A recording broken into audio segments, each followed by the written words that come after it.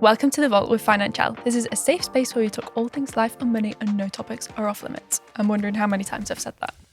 So I'm getting used to doing Unlocked, and all I can think of is you doing it. I say, welcome to The Vault Unlocked, where I take a deep dive into money topics that no one wants to talk about, which obviously like you helped me come up with an intro that I could, and that it's so funny. Every time I think, how does Lucy do this?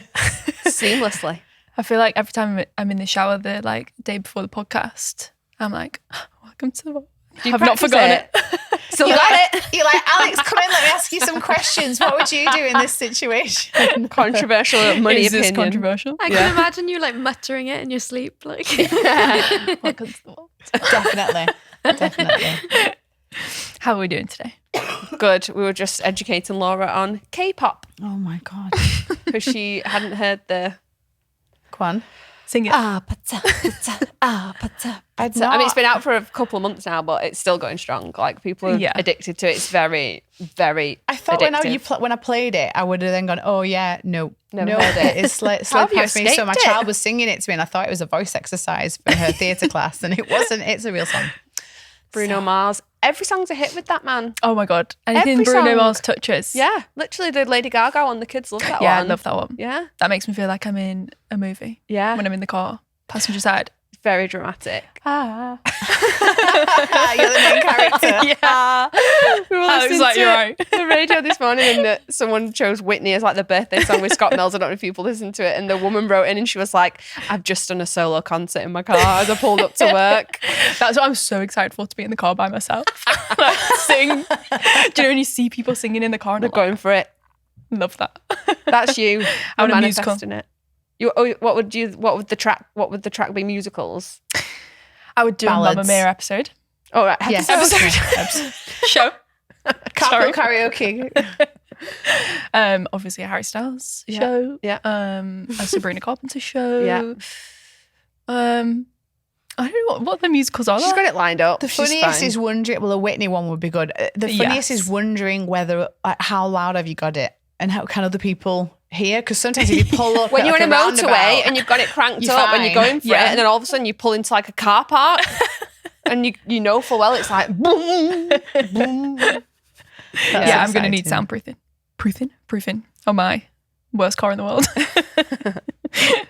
Okay, I'm going to go into today's controversial opinion. Savings accounts are a waste of time. Disclaimer apart from to keep your emergency funding. How very dare you? How dare you speak about savings accounts No, like but that? now I'm conflicted. Like, this is what happens in my head. I'm like, oh, but then. It's like it's not black and white. Yep. So unfortunately, I can't agree or disagree with the controversial opinion outright. I think there's It different depends. examples, yes, of where they're overrated. Like people are hugging onto it like a security blanket. We've had dilemmas written in before and people messaging us separately with a hell of a lot of money. And I'm talking a lot of money. They're in a good financial place. They've got a healthy budget, but they just carry on cranking up those savings and they're not doing anything with it. And they're lowballing like what they could do with it. So arguably, if you work through the playbook as we've designed it, you should be in a build phase, which is growing those savings. And then you should graduate into grow. And a lot of people are really scared, weirdly, of going from build to grow because it feels so alien to put your money in something that you can't see, isn't tangible. You can't like check in your bank account every day. But actually, I say that you can. I have investment accounts whereby I'm looking at it every day. So it is quite accessible. But yeah, if you're sat hugging a hell of a lot of money in a savings account, what is a hell of a lot of money? like Past past your your healthy emergency. emergency fund. So your mini emergency fund of 1,000, and then you've got another one that's like 6 months expenses. Oh, okay. Should the shit hit the fan, you lose your job, there's a sickness in the family, whatever it might be, that's a healthy amount, a 6 month as a family. Like work out what your expenses would be. Anything well over and above that, of which we've had before. People like with £60,000 just sat. I've had people with over 100. Yeah, they're just scared. They don't want to move it. It's terrifying for them. They never spoke about investing, or they just feel like it's high risk. I think we're in a very different space at the moment with interest rates as well. So at least if it's in a savings account with a decent rate, of which sometimes they're capped out, like you can put 5 here and you can put 10 there, you could put 20 or whatever, but they're capped out. But at least, it's growing in some direction. But typically savings accounts don't beat inflation or just about keep up with inflation sometimes. That's historically that we've seen with interest rates. So your money is going backwards. So yeah, we love high cash savings. They're great. In fact, there's been, I don't know if you guys have seen this yet. I'm not showing you in the app. There's been an update, but we've not announced it yet, but we might have announced it once this comes out. And it's an asset donut. I noticed that. I did my net worth the other But day. it's like they're releasing stuff stealth. We're stealthing it because I still have not gone into the See community who and talked about notices. the other updates that please someone remind me to tell people about new things we've done. But I knew that people would see it if they do the net worth, so I wanted to leave it and see if anyone spots it. So now obviously it's been a reveal, but hopefully someone spotted it before then and put it in the community. But it's this asset donor, and it is interesting because mine is kind of bugging it, because my cash as a proportion of my assets is that small. The amount's hidden behind another one. It's like a slither, but that's okay because I have a lot of assets. I'm really, really lucky. I've worked really hard to get a lot of assets. So as a percentage of them, my cash looks really small. It's like dwarfed by everything else. It's enough. But yeah, and that's your emergency fund. Is it the one that's highlighted as cash? It's emergency. Yeah, it's accessible emergency fund, and then it's either investments or it's property. And yeah, we're lucky that there's been like a high-ish interest rate environment where at least if it's somewhere, it's making something. But then past then, you want to be getting it growing, and it's not going to grow loads in savings. But actually, the worst culprits here, and I know you're listening to this, is the ones that hold them in your current account. Yeah. Current my God. Like just there. Like even from, we've talked about before, like a fraud perspective, like some people are holding a hell of a lot of money in their current account because they're too scared to move it. Well, actually you could be quite vulnerable, all your money being in one place.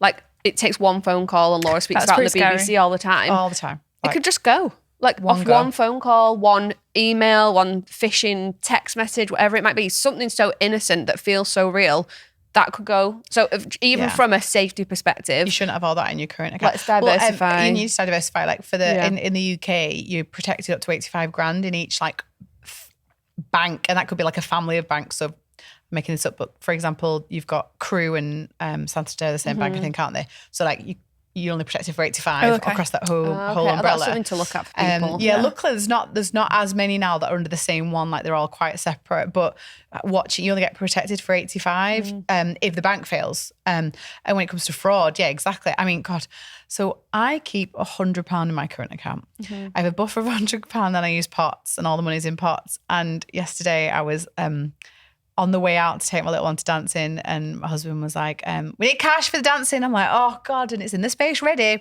But I just ran to the cash machine. So I parked up, and the car park's a little bit away from where the cash machine is. So I got out, ran with my card in my hand, put it in, £90. I queued. I was like, no. So I had to run back to the car to get my phone to move the money from the dance space into the main bit, run back, rejoin the queue. No, do you know what the worst thing is with that? When you're somewhere without signal. And the worst thing about Chester is there's no signal anywhere. Oh, every time before I leave the house, I'm like, right, what do I need? What am I going to spend? I mean, it's good because it makes me walk away from things. I'm like, I literally can't. Financielle poor. It's too aesthetic. There's no mobile phone masts in Chester. But this was the problem, and I was like, but I just thought no one's stealing any money off me. It's like stuck. Take my card. There's a lot of friction for you, but that means there's a lot of friction for the people as well. But if you've just got cash available rolling around in that account, apart from the fact. Stuff like I always say to Neil, my husband, I'm like panicking when we do our budget that we're not going to move it quick enough, or like we get distracted. Sometimes we do. And you lose a month. Or like we're halfway through the month, and I said to him the other day, like we need to make sure there's a little bit of and we know there's a little bit of excess left over where we're going to put it. And we started to have the conversation, then got distracted and had to go and pick up the kids. So it's actually rolling around in my current account, and I'm stressed about it because I'm like, it's going to get spent on nothing. That's why I can't have a buffer, because I'm like, go spend it. Yeah, I've it's got like that in free my- money. Yeah. Yeah. That's what I need. Zero. Give p. every penny a job. You meant to keep the book, which is why I was like, obviously angry at my husband that did not talk. I didn't do it either, but in my head I was like, because he was the one that reminded me. I thought he might have moved His the money over, so it's obviously his fault. But 100 is our zero. Yeah. So like the OCD in him more than me will go. So every time I'll go put petrol in, I'll get back in the car, I'll drive off. By the time I've got to wherever I'm going, if I spent 60's been moved in. Like it's so you can do it, but you've just got to. That's your zero. That's your new zero. That's your new zero. I might give it a go. It's not free I might money. test myself. Especially if you are limited with signal and it's stressful and you're trying to pay for stuff and it's just a bit of a... Yeah. I have a £20 buffer. Yeah. I think that's good. Laura's got 5 people in her family, so that's probably is the right... I'm hoping your dancing doesn't cost 90. And that's for that's for month and show costumes and stuff. So I would say 20 is a good, just like a little bit of a buffer. There's nothing wrong with that. Yeah, it stops you having the panic at the till. Like, when We've you all go, been there. I love our little buffers. Yeah. I had to do that this morning, literally. Before work, I went to get like a little herbal tea. I went to order, I was like, 1 second. And I had to pretend I was looking at the menu to see what I wanted. But I was like, you're moving your money. £4. Sometimes I say to the person, I'm just moving my money out my space. I do that in the hairdresser all the time. I make it known. It's a punchy amount. Like where you're gonna do it once every few weeks, and like the politely waiting with the thing. I'm like, I'm just moving my money from my hair and beauty space because this was budgeted for. I say it out loud. You're like, I do say that to my Aldi, I'm like, hairdresser. I'm just moving my groceries into my current account. 1 second. Aldi does never Aldi, because they're throwing signal. the food's getting thrown at you by the person. No. You're trying to put it in the trolley or the till or whatever. And then you're trying to pay. Oh, that's why I do online grocery shopping only at the moment. Just take that little bit of... I definitely hijacked that. I'm sorry, with my buffer and my 90. I didn't even have £90, so good luck stealing from me. But I feel like hopefully we answered the controversial opinion about savings. Yes. And we like them, but to a point. And also, like, if you're a bit nervous about that leap up to grow, put a little keep this high chunk and start investing and stuff. And then as you get, the more comfortable you get, then you might be tempted to like move a bit over, like a chunk at a time. Do you know what I mean? So like if because some people's emergency funds are massive, aren't they? Like well over exceed what you would deem to be like realistic. So. Yeah. And like what's going to happen to you? What like, could possibly happen? Especially if you're financially well in all the other places. Yeah, so you've got to move down the your playbook. fixed expenses aren't ridiculous. They're like trimmed down to, not excessive and bougie and whatever. And don't forget, it's all about liquid funds. So if you have no investments and all your assets are tied up into property, it makes sense to have a high emergency fund, because if you need to sell the property to be able to get access to cash, because cash is the king thing here. And I did this in the Net Worth Unlocked. Actually, I really go into detail on this, which is like having access to different things. Sometimes having certain protection insurances can reduce the need for high emergency funds as well. So there's a few things you can do this is all about how you feel. If you make yourself feel better, you release your money into different places.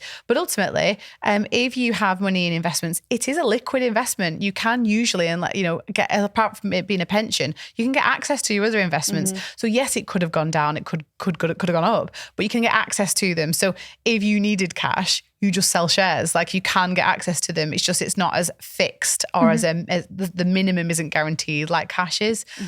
So yeah, get confident with it, I think. Okay, time for dilemma number 1. My flatmate's girlfriend has overstepped. Hey, I have a dilemma. I live in a very small 2-bed flat share with a friend I've known for at least 5 years. My friend has been dating his girlfriend for just over a year. We've been in larger flat shares in the past, but this year it's just been us two. However, it's not just us two. His girlfriend lives here at least 6 days a week. This is not what I originally signed up for with the flat share, and I didn't realise it was going to be this way. Additionally, she is unemployed.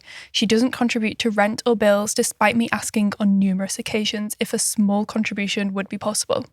The main issue I have is that she's in the flat all day while myself and her boyfriend are at work. She does her own washing and baking basically every day, and I feel like she's racking up all of our bills. It's making me genuinely quite resentful, which is not how I want to feel towards anyone. What can I do in this situation? I feel like I'm being rinsed, but also feel really bad for being so frustrated with her about this. Thank you for your help.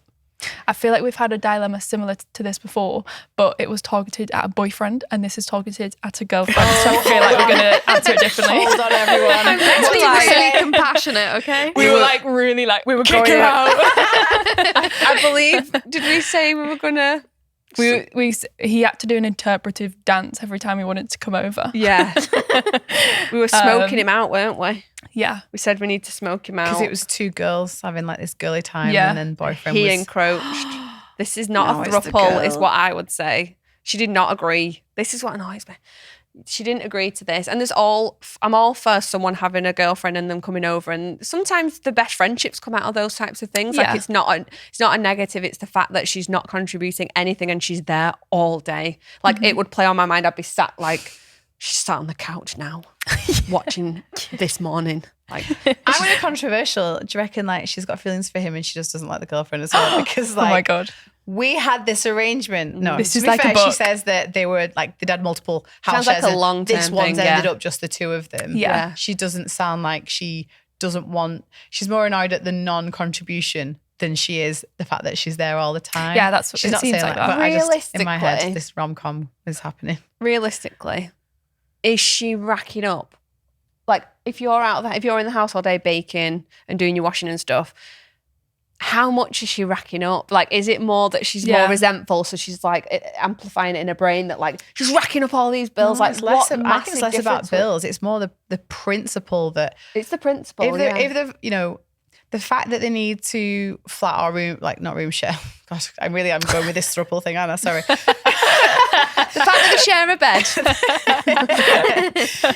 the fact that they have to share house, apartment, whatever, suggests that it's like expensive living. It's city, it's Manchester, it's London. It's one of these, obviously the only two cities we ever mention. Apologies for the rest of the UK. We're incredibly Manchester centric here, even though we're in Liverpool today. But it suggests that we're having to do this because it costs a lot of money. And so it's all about paying your own way for that. And even though strictly you're paying to rent half of it each, and if he wants someone in his room, that's his half, the use of everything, I think there's a boundary issue there, which is we're having to pay this and you're not, and you're getting use of everything. Yeah. And so I think it's not the bill thing or the principle it would annoy you, That's but it's the resentment. She's using that as a thing, but actually no, but you're getting a free ride. Your feelings are valid. I don't think it will make a ridiculous difference. It might do 365 days of the year. Like it might have an extra full-on flatmate. Like, and be paying a third instead of a half. I think it might be that point, like, that there's we can come on to what you would do about it, but it might not be a straight three-way split financially. It might be that she contributes as like, a quarter. Yeah. But she's like sharing a room. She's not got her own like wardrobes and stuff like that. She's having to, but I'm like, where does she live? Yeah, Why it would irk me. Yeah, it would 6 days really where irk are you me. unemployed? Where are you on the 7th? I was thinking that with a mum. She goes home and her I've mum does already a imagined washing. it. Yeah, she's at home with a mum. Her mum does a washing. On the Sabbath. And to the point, like, we don't know someone's employment journey, but if she doesn't have any bills to pay anywhere, what? There's no incentive. I'm like, how is she affording to do the baking? Because it's well expensive. Genuinely, like eggs, butter, like True. premium ingredients. Butter's expensive. Yeah, chocolate, melting chocolate. I'm I like, hope she's making big batches. yeah, is she Do you sharing? at least benefit from the baking? Yeah. No, it would, I think we can all agree it would irk all of us for someone to just live rent-free So in what the does she house do? and bills. Go to the boyfriend. Mm. He's the On one the 7th who's day, like, when she's not there. yeah, Yeah. time it. I think it's his responsibility to sort out. Yeah. It should be And on it's him. his responsibility to talk to his girlfriend about it. I don't know how close they are, but Well, she could be like, if you want to pay extra, you've been friends for 5 that's years. fine. Yeah, if You're you not want to asking the cover this, girlfriend but too. it's not fair that there's 2 of us paying and there's 3 of us Three basically living occupants. here.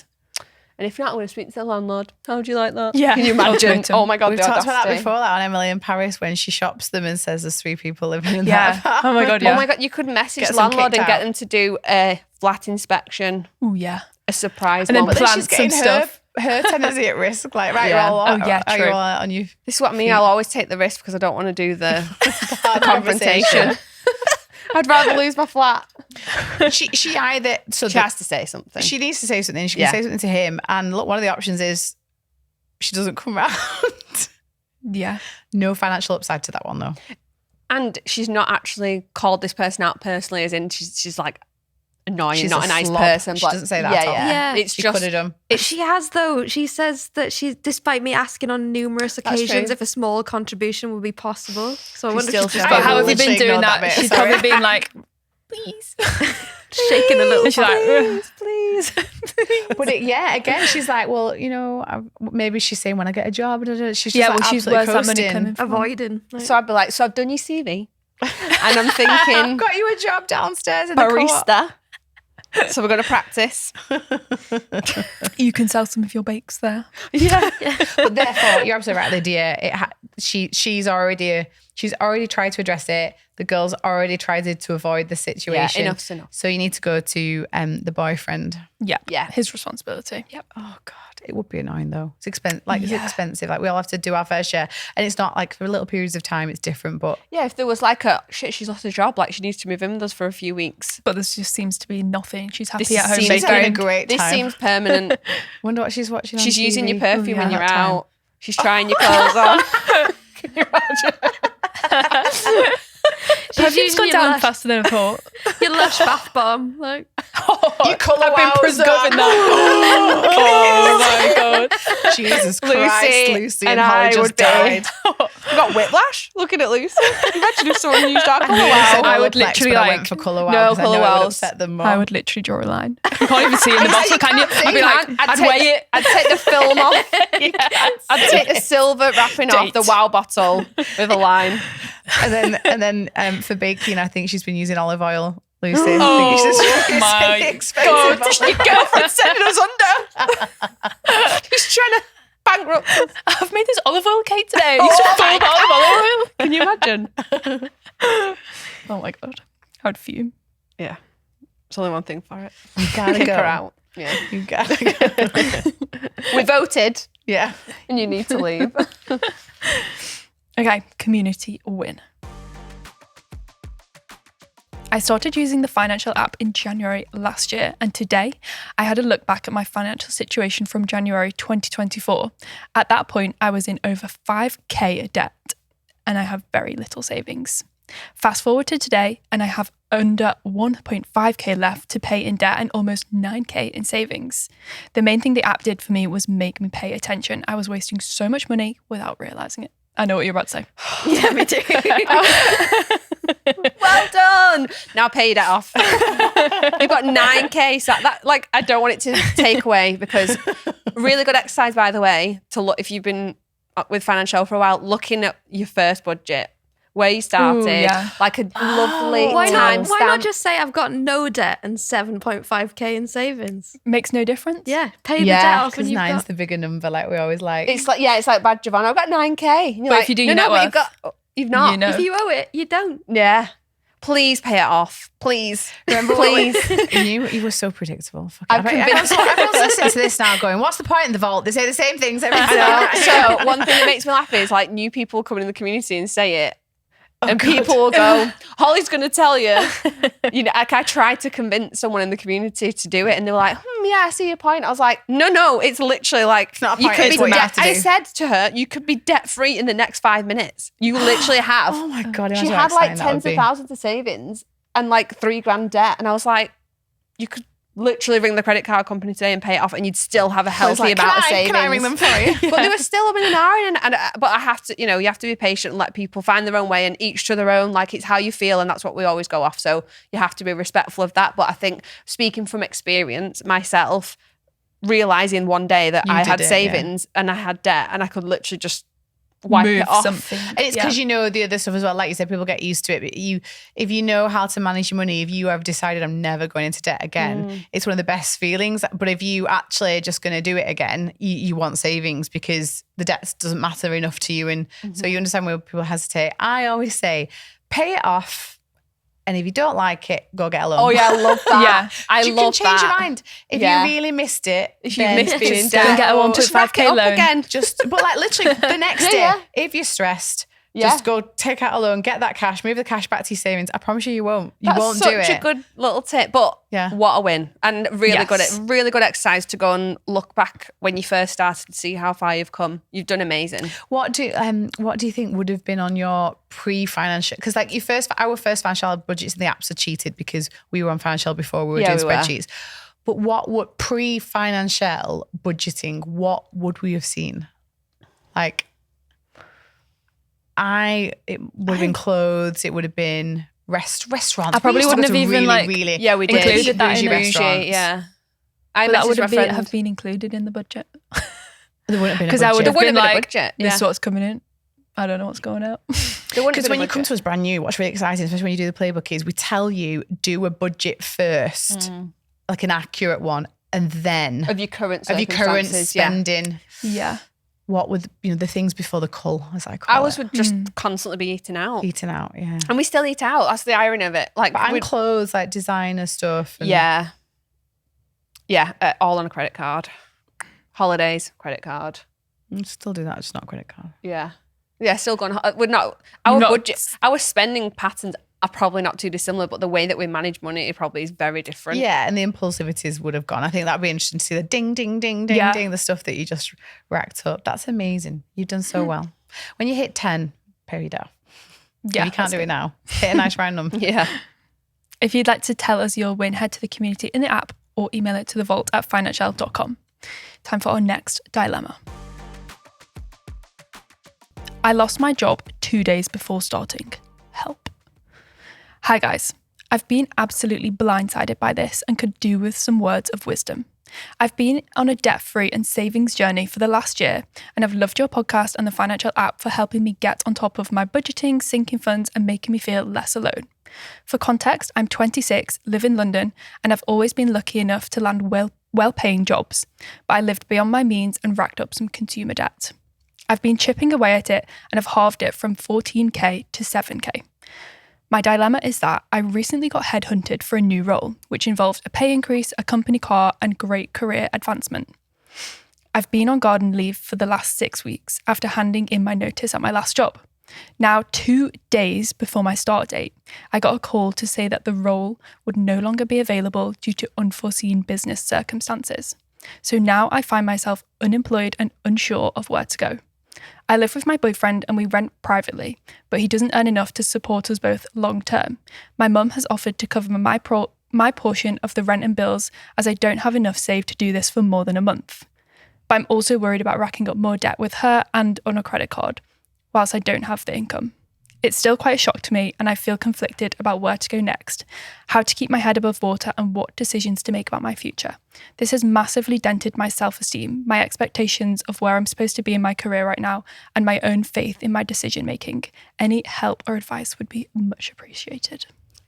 Wow. First of all, I really don't want her to take this personally because she says I've taken a hit on my self-confidence. They don't even know you really yet. It was massively out of your control. It's unforeseen circumstances and no reflection on her. That does happen. Like, I've heard it before. People's role, like they've handed the notice in and then the jobs become not available anymore after they've handed the notice in and kind of left the company. So it does happen. Do not take this personally. I really don't want your self-confidence to take a hit, especially your decision-making, to question leaving for a better career, better opportunity. There's no judgment in that. It's only a good thing. And it just happens to be that unfortunately on this occasion it's fallen down. But I do empathise with how worried you are now because it sounds like you've not got enough to sustain for a long time. And I love that you're already mindful that you don't want to go into debt to do it. But yeah, just massive empathy. But I really don't want you to take it personally because it's absolutely out of your control and not a reflection of you as a person. So many people couldn't do the same as, so many people would be in the same scenario as her as well. The vast majority of people do not have more than like 1 month's expenses in savings. It's actually like the Financielle Early Emergency Fund, you know, and there's a reason for that because sometimes if you make it too big, you're racking up debt in the meantime when you're taking too long. But she's not on her own in ending up in that position to reinforce his personal value point, which is like, you're not bad, you've not done anything wrong, you've been the consequence of circumstance. And you're in like, you know, a bit of a crisis mode. That's fine. That's why Survive's called Survive. It's meant to be a bit of a crisis mode. So she is she's got a couple of things that she needs to do, doesn't she? So she needs to like war room. What am I going to do? What's my job situation? Because the quicker she fixes that, the better. And that does take time. So despite what happened with that job, one, does she want to go go back to her other job as well? Like, have that conversation. Don't be proud. Yeah. Especially, and this is why we should always like moving through life and moving through careers is not a negative, it's a positive. Like, we can move forward to better or different opportunities, and you shouldn't burn bridges, because you may be able to step back into the role that you were in, even temporarily. They might have something else you can kind of say, it didn't work out. But if when you leave, it's not because it was a toxic situation, it was a negative situation, it's because you're ready for the next step, and you were a good people person and you manage that relationship, then that's one option as a stopgap. But otherwise, head down, game face on, like, you need energy. You need to look after yourself. You need to be sleeping well, eating well, exercising, because this is your full-time job now. Your full-time job is finding your next job. And you don't have to do that too panicked as well. I know that you've got this kind of situation where you've only got like 1 month's of expenses, but with a really tight budget and some scrimping and saving, and yes, maybe mum helping out a little bit, that might be 2 months. It might be max 3, but like the job is the bigger one. And I think it's better to put your effort into that for a month properly than it is to go grab any job and like, go get some part-time work. But that's also in your back pocket as well. Like, if you work out what your mini budget is. If you're going to lose sleep at night, even just covering like your rent. Yeah. And getting a part-time job that's not going to overconsume. But like Laura said, it's a full-time job looking for, especially if it's a senior role. But one thing I would say, if you've been offered that one, there's obviously jobs out there in your sector and whatever you're looking for. So if that job came available, it's not over. The game's not over. No, and sometimes even doing your thing, but on a temp or a contracting basis, if that makes you feel a little bit better and you want a bit of a stopgap. So let's say you spent ages trying to find this job and it was finally the right one. You could look, if you can do that in a temporary role somewhere else, a 6-month contract. Generally, they hire a bit quicker because they're only taking you on for 6 months. Exactly. It's a shorter term thing. And if you don't work out for them, it's not as big a deal. So you might take something and then you've got 6 months to look. But like getting a job is a priority. You will, if 1 to 2 months goes by, you will be able to scrap around for like delivery work and ad hoc, like gig economy work, I bet, and get up to your minimum expenses quite easily. Yeah. Like, you'd be able to get some hours in a bar or some hours in a coffee shop. If most people are able to do that, they put the mind to it. And so I don't think you need to do that yet, but just think that in the back of your mind, because I want you to know that it's not going to be like in 2 months, like I'm going to be starting getting into massive debt. It might be in 2 months, I'm going to have to take some time to use your network as well. Like, don't be proud and not tell anyone, because your best friend next to you might be like, oh, we're looking for someone to backfill for a few weeks or whatever it might be. Don't be proud to share with your network that the job's fallen through, because I think so many people are just so embarrassed by things like that. But I think that's totally a LinkedIn post immediately. In fact, it could be a really cool LinkedIn post. I've seen them and I'm like, oh, who? And I automatically just want to help that person. It only comes from a good place. You'll see, they always go viral. They're always the ones. I'm typing it in my head now. I'm always I had a really good opportunity. Unfortunately, that fell through. It happens. I wish the company all the best. They've been really supportive. And by the way, lean on them as well. Do you know anyone? Because but recruiters that have jobs that they need to fill will reach out to you. They'll be getting all over that. So don't be afraid. That's such a good point, actually. Be prepared to be vulnerable with it, because it's not your fault. It's not a reflection on you. When I've seen people be vulnerable and share stuff like that, people just want to help. You don't have to go it alone. No, you don't. And I think I remember like my husband went through that last year. He got made redundant, and the really strange scenario was he'd actually been offered another job that he ummed and ahed over for ages while still employed. Was just absolutely going to take it, but the company offered him like an alternative and said, no, please stay, we really, really want you. We've got this new opportunity. So he took that, and then there was a massive redundancy across the whole business. It wasn't like just him and his team, it was like 30% of the workforce went, and he had just like turned down a job. And so he went out to his network on LinkedIn, and he never does LinkedIn, like he's not LinkedIn girly like we are, but people want to help, and it like stuff comes from there. People go, oh, have you spoke to this person? And it is that vulnerable thing where you're putting yourself out there. But people, if it's done in the right way, people love that and they just want to help. And I think you'll be inundated with the right support, definitely. And also like your personal socials as well. Like you never know. It's definitely better on LinkedIn because everyone's getting practical face help. Yeah. You're in that employment mindset, connections, networks. And also, I think some of the nicest conversations, like I said, that when Carl went through it last year was so he spoke to a couple of recruiter friends in our network who weren't in his field, who just gave him advice and connected him with some CEOs. You're getting calls and suddenly your network, even if it's not for this job, booms. So maybe use it as an opportunity to get on the phone with people, meet people for coffees, offer, like this is your, like I said at the beginning, this is your full-time job. And it's easy to say, but if you put the work in, trust the process. It seems to work out. It just does seem to work out. If you do the right things and put the right energy out there, you've got a job. You've been given a job before just because it didn't work out practically. You'll do fine. We've reversed all of this. We're very excited. We'd like to come on the journey with you. Keep us updated. I'm manifesting a higher salary, a better job. Genuinely, if you want help, message us. I'm sure we'll know Holly's someone. Holly's favourite thing is to look at your CV and go, okay. Yeah. She flexes her hands like this and she's like, right, what we're going to say. Yeah. I feel like she doesn't lie. Like, women sometimes underestimate what they've done, they've achieved. Downplay, don't they? Yeah, whereas men, they say like you only apply for a role if you feel 60%, you feel 60% qualified, whereas men, women will apply for a role if they feel 100% qualified. Men will apply for a role if they feel 60% qualified. Wow. Because they feel like they can just hack the rest of it, of which you can, it's right, they should. I feel like this is an unlocked. Ooh, yeah. Holly might have to host an unlocked. Might just to suggest it. Like imagine you with like Raina. Do I get my own microphone? I've got two. You can have your own microphone. Diamond. Oh my diamond encrusted. your own diamond encrusted microphone. Yeah, it's not like what karaoke. She might sing. Could be Every chance. I might sing it. The unlocked episode. Imagine if we did get tips from someone like Raina's our recruiter friend. Should. She's no amazing. bullshit. Oh my gosh, she's here as well. Yeah, okay, done. We'll do a career episode. Any final words? If you want CV help, genuinely just message us. Or connections, networks, whatever. If you just need a shoulder to cry on, we're also good at that too. But trust in the process. Yeah. Like if anyone's going through something like that where you feel like you've been knocked back a peg and it's a bit of a personal hit, and it isn't personal, it's business, and this could turn out or is likely to turn out exactly the way you want it to. Or even it just better. doesn't feel like that in the meantime. So for once, the money people are saying, don't worry about the money. You have options. And I think we've had a friend to say this to us before, but make plans ahead of time. So, right, I'm giving myself a deadline of 6 weeks where I'm not going to take on an extra work, try and raise some money, try and sell stuff, get a job. I'm going to go for my premier job, 6 weeks.